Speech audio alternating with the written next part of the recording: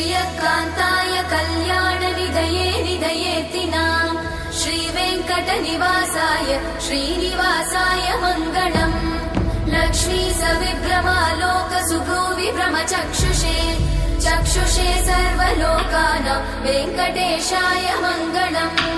श्रीवेङ्कटाद्रिशृङ्गाग्रमङ्गलाभरणाङ्गये मङ्गलानां निवासाय श्रीनिवासाय मङ्गलम् सर्वावयव सौन्दर्य सम्पदा सर्वचेतसां सदा सम्मोहनायास्तु वेङ्कटेशाय मङ्गलम्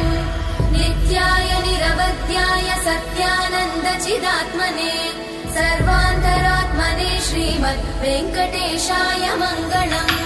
स्वतः सर्वविदे सर्वशक्तये सर्वशेषिने सुलभाय सुशीलाय वेङ्कटेशाय मङ्गलम्।